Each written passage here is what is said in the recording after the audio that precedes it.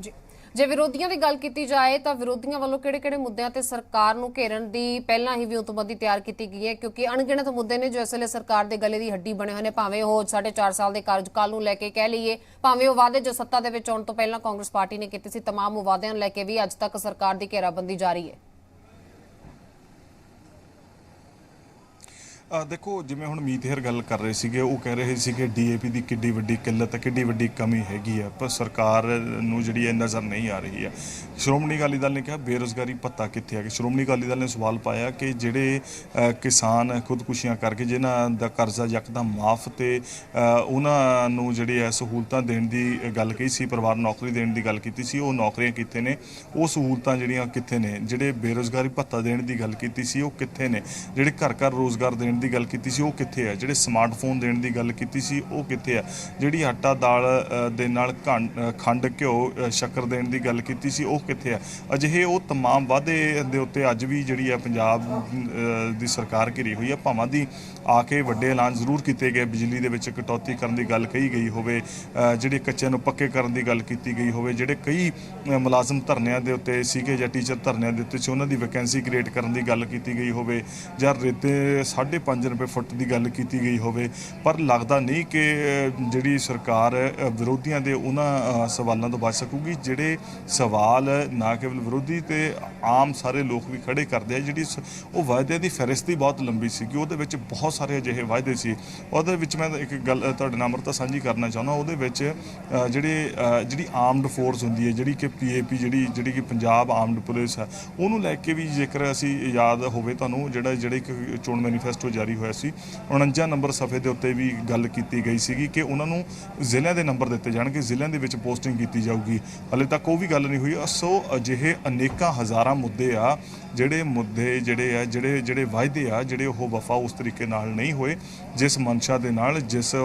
ਤਰੀਕੇ ਦੇ ਨਾਲ ਉਹਨਾਂ ਨੂੰ ਸਿਰੇ ਲਾਉਣ 'ਚ ਗੱਲ ਕਹੀ ਸੀ। ਕਰਜ਼ ਮਾਫੀ ਦੀ ਸਭ ਤੋਂ ਵੱਡੀ ਗੱਲ ਹੈ। ਕਰਜ਼ ਮਾਫੀ ਦੇ ਉੱਤੇ ਕਿਹਾ ਗਿਆ ਸੀ ਕਿ ਪੂਰਾ ਕਿਸਾਨਾਂ ਦਾ ਕਰਜ਼ਾ ਮਾਫ ਕਰਾਂਗੇ, ਕਰਜ਼ਾ ਕੁਰਕੀ ਖਤਮ, ਫਸਲ ਦੀ ਪੂਰੀ ਰਕਮ। ਫਸਲਾਂ ਨੂੰ ਲੈ ਕੇ ਅੱਜ ਵੀ ਮੰਡੀਆਂ ਦੇ ਵਿੱਚ ਜਿਹੜੀ ਫਸਲ ਪਈ ਹੈ, ਅੱਜ ਵੀ ਲੋਕ ਸਵਾਲ ਜਗ੍ਹਾ ਜਗ੍ਹਾ ਤੋਂ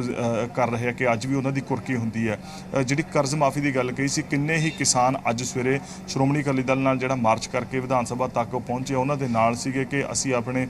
ਘਰਾਂ ਦੇ ਜੀ ਵੀ ਗਵਾ ਲਏ ਤੇ ਕਰਜ਼ ਵੀ ਜਿਹੜਾ ਸਾਡਾ ਮਾਫ ਨਹੀਂ ਹੋਇਆ। ਰੋਜ਼ਗਾਰ ਤਾਂ ਬਹੁਤ ਦੂਰ ਦੀ ਗੱਲ ਹੈ, ਜਿਹੜੀ ਨੌਕਰੀਆਂ ਦੇਣ ਦੀ ਗੱਲ ਕੀਤੀ ਗਈ ਸੀ। ਸੋ ਅਜਿਹੇ ਅਨੇਕਾਂ ਸਵਾਲ, ਅਜਿਹੇ ਅਨੇਕਾਂ ਮੁੱਦੇ ਜਿਹਦੇ ਉੱਤੇ ਸਰਕਾਰ ਘਿਰ ਰਹੀ ਹੈ, ਪਰ ਲਗਾਤਾਰ ਸਰਕਾਰ ਦਾਅਵੇ ਕਰ ਰਹੀ ਹੈ ਕਿ ਜਿਹੜੀ 4.5 ਸਾਲ ਸੀ ਉਹ ਤਾਂ ਕੰਪਰੋਮਾਈਜ਼ਡ ਗਵਰਨਮੈਂਟ ਸੀ, ਉਹ ਤਾਂ ਕੰਪਰੋਮਾਈਜ਼ਡ CM ਸੀਗੇ। ਕੰਮ ਤਾਂ ਅਸੀਂ ਹੁਣ ਸ਼ੁਰੂ ਕੀਤੇ ਆ, ਕਿਉਂਕਿ ਜਿਵੇਂ ਰਾਜਾ ਵੜਿੰਗ ਲੱਗੇ ਆ, ਰਾਜਾ ਵੜਿੰਗ ਦੇ ਕੰਮਾਂ ਦਾ ਹਵਾਲਾ ਦਿੱਤਾ ਜਾਂਦਾ। ਨਵਜੋਤ ਸਿੰਘ ਸਿੱਧੂ ਵੀ ਉਹਨਾਂ ਦੀ ਪਿੱਠ ਥਾਪੜਦੇ ਆ। ਪੈਟਰੋਲ ਡੀਜ਼ਲ ਦੇ ਉੱਤੇ ਵੀ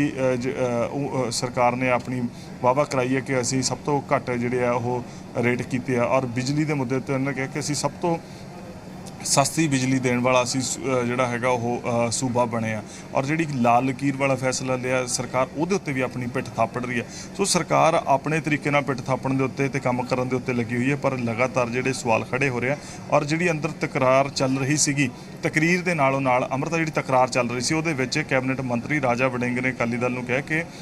ਜਿਹੜਾ ਅਕਾਲੀ ਦਲ ਨੂੰ ਪੰਜਾਬ ਪੁਲਿਸ ਦੇ ਉੱਤੇ ਭਰੋਸਾ ਨਹੀਂ। ਉਹਨਾਂ ਨੇ ਹਵਾਲਾ ਦਿੱਤਾ ਕਿ ਜਿਹੜੀ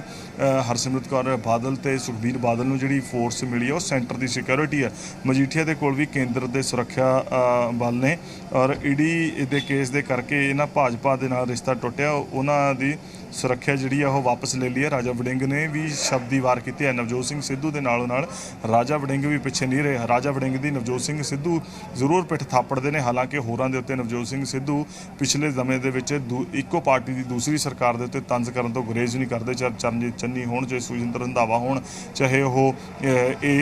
AG ਤੇ DGP ਦੀ ਨਿਯੁਕਤੀ ਦੇ ਸਵਾਲ ਹੋਣ, ਤੇ ਪਰ ਰਾਜਾ ਵੜਿੰਗ ਹੋਰਾਂ ਦੇ ਕੰਮ ਨੂੰ ਉਹ ਜ਼ਰੂਰ ਸ਼ਲਾਘਾ ਦਿੰਦੇ ਆ। ਤੇ ਇਸੇ ਕਰਕੇ ਰਾਜਾ ਵੜਿੰਗ ਵੀ ਜਿਹੜਾ ਹੈ ਉਹ ਜਿਹੜੀ ਨਵਜੋਤ ਸਿੰਘ ਸਿੱਧੂ ਤੇ ਬਿਕਰਮ ਮਜੀਠੀਆ ਦੀ ਆਪਸੀ ਤਕਰਾਰ ਹੈ ਉਹਦੇ ਵਿੱਚ ਕੁੱਦੇ ਨੇ, ਤੇ ਉਹਦੇ ਵਿੱਚ ਉਹਨਾਂ ਨੇ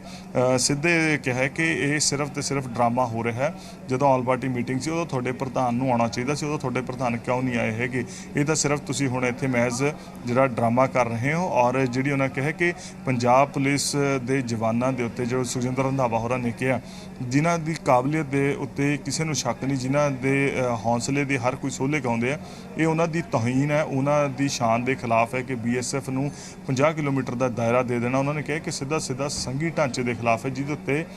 ਚੁਟਕੀ ਲਈ ਸੀ ਬਿਕਰਮ ਮਜੀਠੀਆ ਨੇ, ਤੇ ਉਹ ਚੁਟਕੀ ਤੋਂ ਬਾਅਦ ਇਹ ਜਿਹੜੀ ਤਕਰੀਰ ਸੀ ਤੇ ਇਹ ਤਕਰਾਰ ਦੇ ਵਿੱਚ ਬਦਲ ਗਈ ਹੈ। ਤੇ ਭਾਜਪਾ ਦੇ ਵਿਧਾਇਕਾਂ ਦੀ ਗੱਲ ਕੀਤੀ ਜਾਏ, ਨਵਜੋਤ ਉਹ ਵੀ ਮੌਜੂਦ ਨੇ ਸਦਨ ਅੰਦਰ। ਦੇਖੋ ਉਹ ਹਾਲੇ ਤੀਕਰ ਜਿਹੜੇ ਆ ਉਹ ਅੰਮ੍ਰਿਤਾ ਨਹੀਂ ਨਜ਼ਰ ਆਏ। 2 ਹੀ ਵਿਧਾਇਕ ਨੇ, ਜਦੋਂ ਕਿ 3 ਵਿਧਾਇਕ ਚੋਣ ਜਿੱਤੇ ਸੀ, ਜਿਨ੍ਹਾਂ ਦੇ ਵਿੱਚ ਸੋਮ ਪ੍ਰਕਾਸ਼ ਸੀ, ਦਿਨੇਸ਼ ਬੱਬੂ ਸੀ ਤੇ ਅਰੁਣ ਨਾਰੰਗ ਸੀਗੇ। ਸੋਮ ਪ੍ਰਕਾਸ਼ ਤਾਂ ਜਿਹੜੇ ਹੈ ਉਸ ਕੇਂਦਰ ਦੇ ਵਿੱਚ ਵਜ਼ੀਰ ਬਣ ਗਏ ਤੇ 2 ਵਿਧਾਇਕ ਨੇ ਉਹ ਹਾਲੇ ਤੱਕ ਨਜ਼ਰ ਨਹੀਂ ਆਏ ਤੇ ਦਾਅਵਾ ਵੀ ਜਿਹੜਾ ਹੈ ਉਹ ਨਹੀਂ ਕੀਤਾ ਜਾ ਸਕਦਾ ਕਿ ਉਹ ਨਹੀਂ ਆਏ, ਪਰ ਹਾਲੇ ਤੱਕ ਉਹਨਾਂ ਦੀ ਇੱਥੇ ਐਂਟਰੀ ਨਜ਼ਰ ਨਹੀਂ ਆਈ ਹੈ। ਪਰ ਆਪਾਂ ਆਪਣੇ ਦੂਸਰੇ ਕੈਮਰੇ ਦੇ ਜ਼ਰੀਏ ਨੀਤਿਕਾ ਹੋਰਾਂ ਤੋਂ ਜ਼ਰੂਰ ਇਸ ਗੱਲ ਦੀ ਜਾਣਕਾਰੀ ਲਵਾਂਗੇ, ਕਿਉਂਕਿ ਉਹ ਸਾਰੀ ਕਾਰਵਾਈ ਨੂੰ ਦੇਖ ਰਹੇ ਆ ਤੇ ਆਪਾਂ ਉਹਨਾਂ ਤੋਂ ਜਾਣਕਾਰੀ ਜਿੱਥੇ ਹੋਰ ਵੀ ਲੈ ਰਹੇ ਤੇ ਇਸ ਬਾਬਤ ਵੀ ਜਾਣਕਾਰੀ ਦੀ ਸਾਂਝ ਪਾਵਾਂਗੇ ਜੀ। ਤੇ ਨਵਜੋਤ ਇਹ ਮੰਨਿਆ ਜਾ ਸਕਦਾ ਹੈ ਕਿ ਵਾਕਆਊਟ ਜ਼ਰੂਰ ਕੀਤਾ ਗਿਆ ਸੀ, ਪਰ ਕਿਤੇ ਨਾ ਕਿਤੇ ਵਾਪਸੀ ਜੋ ਕੀਤੀ ਗਈ ਸਦਨ ਦੇ ਵਿੱਚ ਤਾਂ तमाम ਇਹਨਾਂ ਮੁੱਦਿਆਂ ਤੇ ਇੱਕ ਸਾਰਥਕ ਚਰਚਾ ਇਸ ਦਿਨ ਦੇ ਅਖੀਰ ਤੱਕ ਜਾਂ ਫਿਰ ਇਸ ਸਦਨ ਦੇ ਅਖੀਰ ਤੱਕ ਹੋ ਸਕੇਗੀ। ਦੇਖੋ ਮੰਨਿਆ ਤਾਂ ਇਹੀ ਜਾ ਰਿਹਾ ਹੈ ਕਿ ਜਿਹੜੀ ਆ ਉਹ ਚਰਚਾ ਹੋ ਸਕੇਗੀ ਜੇਕਰ ਇਹ ਜਿਹੜੀ ਤਕਰੀਰਾਂ ਨੇ ਉਹ ਤਕਰਾਰਾਂ ਦੇ ਵਿੱਚ ਨਾ ਤਬਦੀਲ ਹੋਣ, ਉਹ ਆਪਸੀ ਝਗੜੇ ਝਮੇਲਿਆਂ ਦੇ ਭੇਟ ਨਾ ਚੜ੍ਹਨ, ਔਰ ਫਿਰ ਤਾਂ ਸਾਰਥਕ ਚਰਚਾ ਹੋਏਗੀ ਕਿ ਜੇਕਰ ਵਾਕਈ ਹੀ ਸਿਰਫ ਜਿਹੜੇ ਆਪਣੇ ਨੂੰ ਪੰਜਾਬ ਹਿਤੈਸ਼ੀ ਕਹਿੰਦੇ ਆ, ਨਾ ਕੇਵਲ ਕਹਿਣ ਸਗੋਂ ਕਰਨ ਦੇ ਨਾਲ ਬਹੁਤ ਸਾਰੇ ਤਾਂ ਮੁੱਦੇ ਅਜਿਹੇ ਹੀ ਆ ਜਿਹੜੇ ਕਿ ਸਿੱਧਾ ਜਿਹੜੇ ਕੇਂਦਰ ਸਰਕਾਰ ਦੇ ਖਿਲਾਫ ਨੇ, ਉਹਨਾਂ ਦੇ ਉੱਤੇ ਵੀ ਜਿਹੜੀ ਹੈ ਉਹ ਇੱਕ ਸੁਰ ਜਿਹੜੀ ਨਹੀਂ ਹੋ ਰਹੀ, ਇੱਕ ਮਤ ਨਹੀਂ ਹੋ ਰਹੇ ਹੈਗੇ। ਸੋ ਹਾਲੇ ਤਾਂ ਪਹਿਲਾਂ ਹੀ ਬਿੱਲ ਕੀਤਾ, ਹਾਲੇ ਉਹਦੇ ਉੱਤੇ ਹੀ ਚਰਚਾ ਚੱਲ ਰਹੀ। ਹਾਲਾਂਕਿ ਚੰਨੀ ਹੋਰਾਂ ਨੇ ਇਹ ਵੀ ਭਰੋਸਾ ਦਿਵਾਇਆ ਸੀਗਾ ਕਿ ਜੇ ਜ਼ਰੂਰਤ ਪਈ ਆਪਾਂ ਇਹਨੂੰ ਅੱਗੇ ਵੀ ਵਧਾ ਲਾਂਗੇ, ਪਰ ਹੁਣ ਦੇਖਣਾ ਇਹ ਹੈ ਕਿ ਇਹ ਜਿਹੜਾ ਵਾਕਆਊਟ ਕਰਕੇ ਦੁਬਾਰਾ ਤੋਂ ਅੰਦਰ ਗਏ ਆ, ਅੰਦਰ ਕਿੰਨੇ ਚਿਰ ਲਈ ਰਹਿੰਦੇ ਆ ਤੇ ਕਿੰਨੇ ਕੁ ਮੁੱਦਿਆਂ ਦੇ ਉੱਤੇ ਸਹਿਮਤੀ ਬਣਦੀ ਹੈ, ਕਿੰਨੇ ਕੁ ਮੁੱਦਿਆਂ ਦੇ ਉੱਤੇ ਸਾਰਥਕ ਚਰਚਾ ਹੁੰਦੀ ਹੈ ਤੇ ਕਿਤੇ ਫੇਰ ਤਾਂ ਨਹੀਂ ਵਾਕਆਊਟ ਦੀ ਨੌਬਤ ਆ ਜਾਂਦੀ ਜੀ। ਜੇ ਗੱਲ ਕੀਤੀ ਜਾਵੇ ਸਰਕਾਰ ਦੀ ਜਾਂ ਸਰਕਾਰ ਵੱਲੋਂ ਕੀਤੀਆਂ ਗਈਆਂ ਕੈਬਨਿਟ ਮੀਟਿੰਗਸ ਦੀ, ਤਾਂ ਨਵਜੋਤ ਬੀਤੇ ਰੋਜ਼ ਕਈ ਐਲਾਨ ਅਜਿਹੇ ਕੀਤੇ ਗਏ, ਕਈ ਵਾਅਦੇ ਪੰਜਾਬ ਦੀ ਜਨਤਾ ਦੇ ਨਾਲ ਕੀਤੇ ਗਏ ਨੇ। ਹਾਲਾਂਕਿ ਵਿਰੋਧੀਆਂ ਵੱਲੋਂ ਲਗਾਤਾਰ ਇਹ ਕਿਹਾ ਜਾ ਰਿਹਾ ਸੀ ਕਿ ਸਿਰਫ ਐਲਾਨ ਨੇ, ਪਰ ਅੱਜ ਵਿਧਾਨ ਸਭਾ ਸੈਸ਼ਨ ਤੋਂ ਬਾਅਦ ਪੰਜਾਬ ਦੀ ਜਨਤਾ ਕੀ ਉਮੀਦ ਕਰੇ ਪੰਜਾਬ ਸਰਕਾਰ ਤੋਂ ਕਿ ਕੀ ਕੁਝ ਪੰਜਾਬ ਦੀ ਜਨਤਾ ਨੂੰ ਮੁਕੰਮਲ ਤੌਰ ਤੇ ਸਰਕਾਰ ਦੇ ਰਹਿੰਦਿਆਂ ਮਿਲ ਜਾਏਗਾ?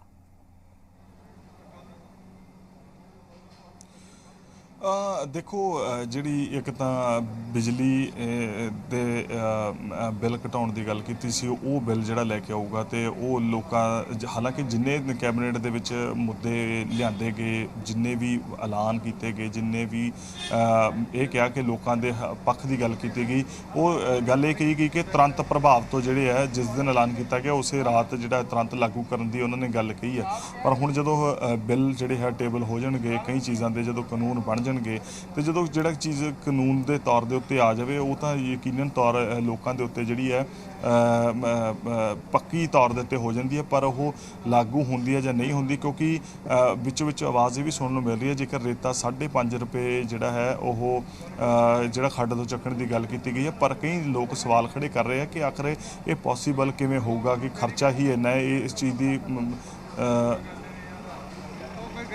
ਇਸ ਚੀਜ਼ ਦੀ ਪੋਸੀਬਿਲਿਟੀ ਜਿਹੜੀ ਹੈ ਉਹ ਕਿਵੇਂ ਜਿਹੜੀ ਬਣ ਸਕਦੀ ਹੈ। ਔਰ ਜਿਹੜੀ ਬਿਜਲੀ ਦੇ ਬਿੱਲ ਦੀ ਗੱਲ ਹੈ, ਉਹ ਵਿਰੋਧੀ ਕਹਿ ਰਹੇ ਆ ਕਿ ਤੁਸੀਂ ਕਹਿ ਰਹੇ ਹੋ ਕਿ ਅਸੀਂ ਜਿਹੜਾ ਹੈ ਉਹ ਜਿਹੜੇ ਬਿਜਲੀ ਦੇ ਜਿਹੜੇ ਬਿੱਲ ਮਾਫ ਕਰ ਦਿੱਤੇ ਤੇ 3 ਰੁਪਏ ਜਿਹੜੇ ਯੂਨਿਟ ਦੇ ਰੇਟ ਘਟਾ ਦਿੱਤੇ ਆ, ਉਹ ਸਿਰਫ ਤੇ ਸਿਰਫ ਸਰਕਾਰ ਦੇ ਇਸ ਸਮੇਂ ਦੇ ਦੌਰਾਨ ਮਹਿਜ਼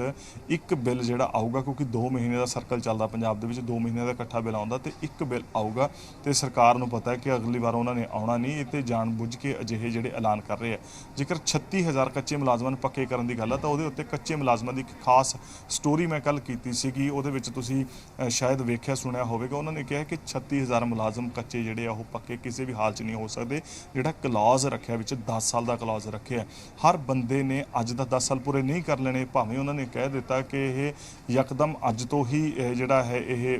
ਪ੍ਰਭਾਵੀ ਤੌਰ ਦੇ ਉੱਤੇ ਲਾਗੂ ਹੋਵੇਗਾ, ਅਸੀਂ ਮੁਲਾਜ਼ਮ ਪੱਕੇ ਕਰਨ ਜਾ ਰਹੇ ਹਾਂ, ਉਹਨਾਂ ਦਾ ਵੀ ਬਿੱਲ ਜਿਹੜਾ ਹੈ ਉਹ ਪਾਸ ਕੀਤਾ ਜਾਣਾ, ਠੀਕ ਹੈ ਉਹ ਬਿੱਲ ਹੋ ਜਾਏਗਾ। ਪਰ ਗੱਲ ਇਹ ਹੁੰਦੀ ਆ ਅੰਮ੍ਰਿਤਾ, ਚੀਜ਼ਾਂ ਨੂੰ ਨੂੰ ਗਹਿਨਤਾ ਦੇ ਨਾਲ, ਗਹਿਰਾਈ ਨਾਲ, ਡੂੰਘਾਈ ਨਾਲ ਸਮਝਣ ਦੀ, ਕਿਉਂਕਿ ਉਹ ਕਈ ਮੁਲਾਜ਼ਮਾਂ ਦਾ ਤੌਖਲਾ ਹੈ ਕਿ ਜਿਹੜੇ ਬੰਦੇ ਨੇ 5 ਸਾਲ ਦੀ ਸਿਰਫ ਨੌਕਰੀ ਹੋਈ ਉਹਨਾਂ ਨੇ ਆਉਣ ਵਾਲੇ 5 ਸਾਲ ਬਾਅਦ ਪੱਕੇ ਹੋਣਾ। ਜਿਹੜੇ ਤੁਸੀਂ 36000 ਰੱਖੇ ਆ ਉਹਦੇ ਵਿੱਚ ਵੀ ਸਵਾਲ ਹੈ, ਜਿਵੇਂ ਮੀਤ ਹੇਰ ਉਹਨੀ ਗੱਲ ਕਰ ਰਹੇ ਸੀ ਕਿ ਤੁਸੀਂ ਇਹਦੇ ਵਿੱਚ ਆਊਟਸੋਰਸ ਵਾਲੇ ਜਾਂ ਕੰਟਰੈਕਚੁਅਲ ਦੋਵੇਂ ਲੈ ਰਹੇ ਹੋ ਜਾਂ ਇਕੱਲੇ ਕੰਟਰੈਕਚੁਅਲ ਲੈ ਰਹੇ ਹੋ, ਕਿਉਂਕਿ ਇੱਕ ਠੇਕੇਦਾਰੀ ਦੇ ਨਾਲ ਭਰਤੀ ਹੈ, ਇੱਕ ਸਿੱਧੀ